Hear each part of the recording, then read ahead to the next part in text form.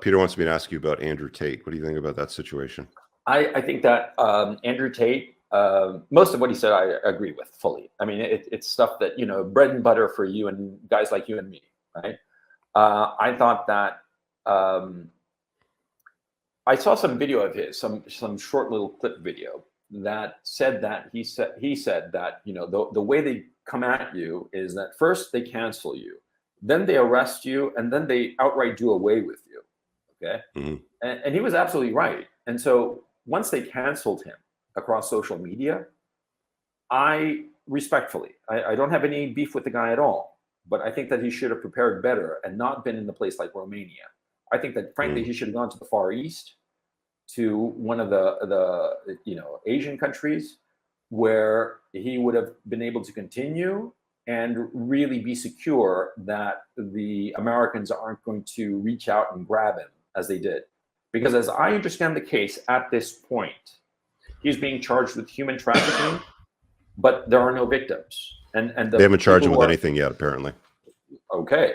But the suspicion that he was trafficking girls for sex or God knows what, well, there are no credible witnesses. And a lot of the women who were associated with him say, no, we could leave whenever we want to. We had our passports in hand. I mean, no problem. We were there of our own volition. And, these women have the incentive now to say, oh, yes, Andrew Tate was an evil guy. So the fact that they're saying, no, he didn't do anything, nor did his brother do anything, it leads me to conclude that it's all just bullshit. The fact that they haven't charged him with anything is more proof that it's bullshit. I personally don't think that he's going to be released anytime soon. I mean, like Julian Assange.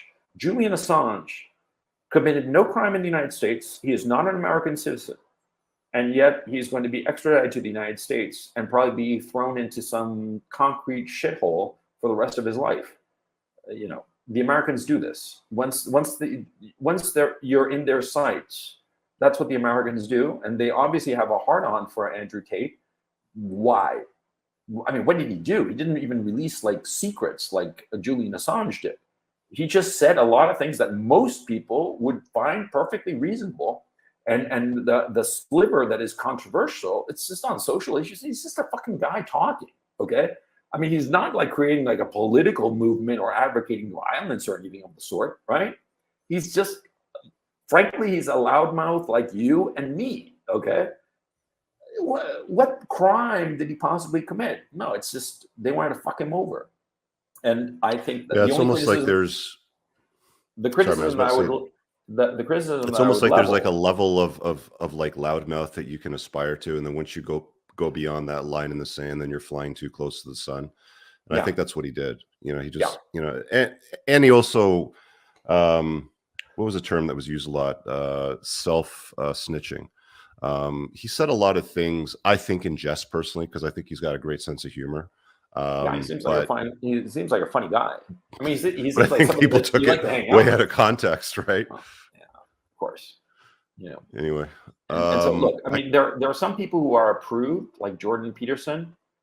Jordan Peterson, they allow him to exist because he toes the line on certain issues, and I mean, he talks about male disenfranchisement and the abuse that men are suffering. But at the same time, he toes the line on, for instance, on Israel. He was towing the line on the vax. He is towing the line on the Ukraine conflict. So that's why he's allowed to exist. But Andrew Tate was true to what he thought, and he doesn't toe anybody's line, and so he got fucked over. Okay, and I agree with you. There's a range where when you're very low, they can cancel you out very easily. When you're in that middle range, that I would argue that both you and I are at, they basically let us say whatever we want to. But if you get too high, too big, that's when they really go for you. And that's what happened to Andrew Tate. And in fact, I think part of the reason that they went after Andrew Tate was to make him an example, a lesson for people like you and I to shut the fuck up or just tone it down. I think that was a big part of the motivation. Do you think that Jordan Peterson offers remedies to chaos in the world right now? No. He's very good at giving a diagnosis of what is happening, but he doesn't look at the root cause, because I think that he fundamentally knows the root causes, but he doesn't dare speak them, because of course it would offend people in power. It would identify people in power. That's the problem. Yeah, he did a he's all tied up with the Daily Wire crowd right now, and I got notice. By the way, there's something else too that I have to mention about Jordan Peterson. He seems emotionally unstable. I mean, he seems very emotionally unstable. He doesn't seem like a guy who can really handle shit. Okay. I remember a year or two ago, he was doing some interview. He started like crying and shit. Like, what the fuck is the matter with you? He does it quite often. Yeah, like I'll cry if like a child or a dog dies, Yeah, sure. But like over my fucking feelings, fuck off. I'm sorry. That was just pussy to me. Yeah, one of the things that like grinds my gears with Jordan Peterson is, he gets a lot of worship, and I think, for the most part, he offers something positive, like clean your room, stand up straight, wash your dick, like, basic stuff, right? Yeah. Clean your house, have your own house in order. But then he goes down these paths like he did with the whole Daily Wire thing, and then he started doing these private broadcasts about marriage. And so I thought to myself, okay, well, I have a chapter in my book about why smart men should no longer marry in the West, and I wanted to see what his take on it was. It was behind the paywall. I did a cast on my Unplugged Alpha podcast channel, so if you guys want to watch it, you can go find that. But basically, the long and short of it was don't be a pussy, man up. You have a biblical obligation to get married and have children. Don't worry about the risks. Just be a man and negotiate your way through your marriage, sort of thing. And it's like, that is just shit advice. And I said so, and I broke it down, in detail, why. So I think he marches too many guys in the slaughterhouse. And I think the other thing that bugs me about him too is, he's always about, get your house in order. Mm-hmm. And, here you have his daughter. It's good advice. It's good advice. It's good advice, but I mean, like, here you have him suffering with some sort of addiction. And again, this was years ago I can't remember what it was, but he had to go to Russia, and his daughter's husband at the time brought him there, and they all traveled together, apparently with a kid. And then she took off for several days to go visit Andrew Tate in Romania while she's still married, left the kid behind while her father's in treatment. Fucking slut. To talk business. Yeah, sure. You guys read between the lines, and Yeah. I really want to talk business with like lots of online hotties. I'll give them my business card and a few other things, I suppose. No, the woman is a slut and manipulated her father. I mean, the guy simps for his own daughter. That's creepy, But look, I mean, how can I put it?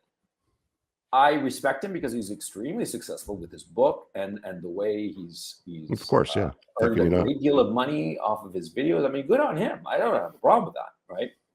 I respect his position of being virulently against compelled speech. I fully agree with that. I shouldn't be forced to call people as I see fit. But the other stuff, he lost his marbles, I think, when he got that high. He didn't know how to handle it, And so, I mean, I'm sort of like, of two minds. I see a lot of benefits to the guy, but at the same time, like you said, telling guys to march into the slaughterhouse. I mean, one of my most popular videos was the video I did where I said, never date a single mother, because there's no upside to you. You're going to be expending resources on some other man's kid. And the woman is just really latching onto you because you're a life raft to her, right? Financially, at least, and perhaps emotionally. And so don't do it, right? And I don't see what... Is that going to focus in there? There you go. Yeah, the single mothers. Yeah, exactly. And so... I have a chapter on the topic, yeah. You and I are on the same page on that. Yeah, exactly. I mean, it's fucking obvious. It's not that you and I came to some great insight. It's just fucking common logic. I mean, just common sense. Not for all men, though. I mean, like even for me at one point, I made that same mistake too, right? But it's making those mistakes that helps you realize and distinguish the difference. Like, you need contrast. You can't relate to darkness without light, obviously, right? Yeah. And so anyway, I lost my train of thought. But anyway, about the single mother thing. He's telling people to march into that slaughterhouse, which is just stupid, And so, and look, the way things are going, the women in the West are rapidly deteriorating. They're becoming just unconscionable. I mean, no, that's the wrong word. They're just insufferable. That's the word I was looking for. Women in the West are insufferable. And they are just, we're seeing the end effects of the complete deregulation of the sexual marketplace, where it becomes a free-for-all.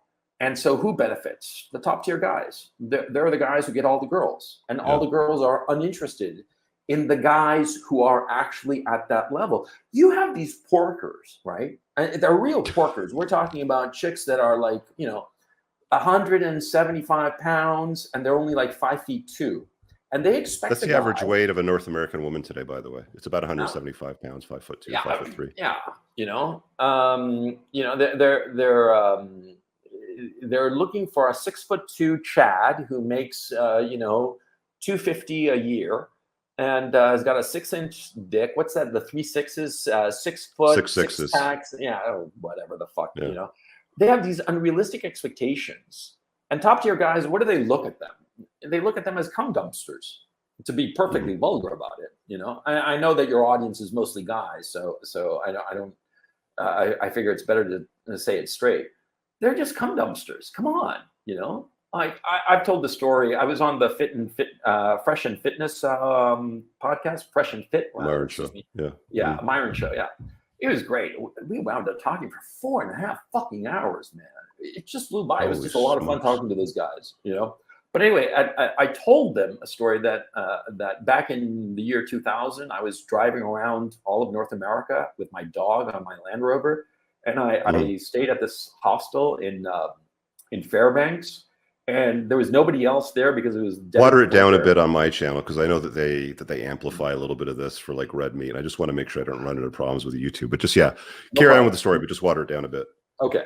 And anyway, there was this 300-pounder there, and I banged her, specifically because I was thinking to myself, when is another chance in my life that I'm going to be so crazy and so detached that I'll have a chance to pork some buffalo, right?